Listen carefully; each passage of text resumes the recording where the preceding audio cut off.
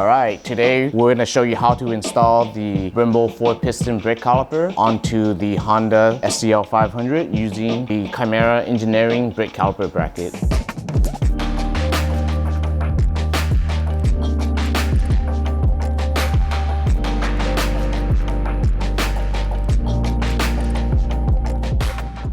So for this installation, we're not going to show you how to bleed the brakes because you'll have to refer to the owner's manual or the service manual to do that. But simply, we want to show you how all these pieces will go together and how the ABS sensor bracket will also go onto the fork. Let's get started. First thing we do is we're going to remove these two caliper bolts. These are using a 12mm socket.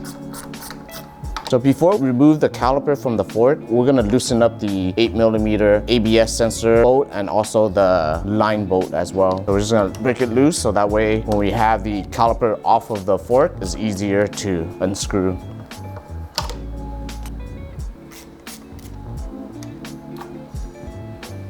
So now that the brake caliper is off of the fork, we're gonna wrap this up so it doesn't scratch anything. Since we're not gonna remove the Banjo bolt on this test bike, you'll have to refer to the service manual or the owner's manual to see how the brake bleeding would work.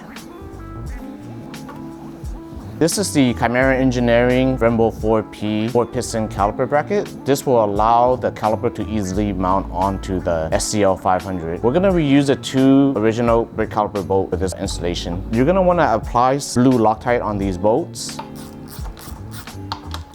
These are going to be torqued to 22 foot-pounds. Next, we're going to grab the two 10mm bolts from the Chimera bracket. These are supplied with the bracket. You're going to use a dab of blue Loctite on both of these bolts as well.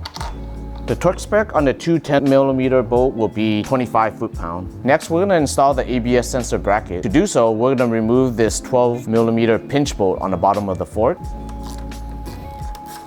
Using the supply 8mm flat washer, we're going to insert it through the pinch bolt and put it back into position. This pinch bolt will be torqued down to 16 foot-pounds.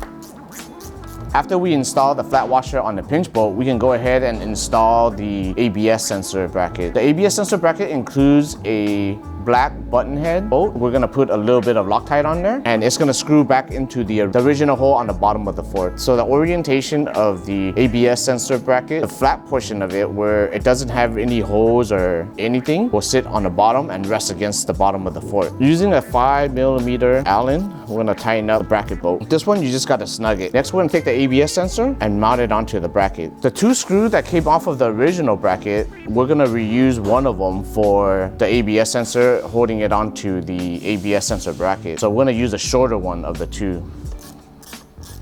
You're gonna tighten the 6mm bolt to 8 foot-pounds. It doesn't need to be super tight, but 8 foot-pounds should do it. Next, we're gonna slide this grommet all the way up to where the reflector is and zip tie it onto here. But since this is a demo test bike, we're not gonna show you how to do it, but all you need is just some Windex or soapy water that goes behind the grommet and it'll allow you to easily slide it upward. And once you get it up here, you'll just tuck it onto the reflector bracket and then add a zip tie to it. That will keep it in place. And there you have it. Once you get everything installed, before you go on a test ride, make sure the ABS sensor is cleared from the ABS ring. So make sure you have a little gap on there. It's not touching or it's not hitting anything. The Brembo caliper does use a M10 by 1.00 fine pitch Banjo bolt. So if you're gonna reuse the OEM brake line, just make sure you use the M10 by 1.00 Banjo bolt. The factory Banjo bolt will not fit onto the Brembo caliper. The factory Banjo bolt is actually a M10 by 1.25, so it's actually a coarse thread.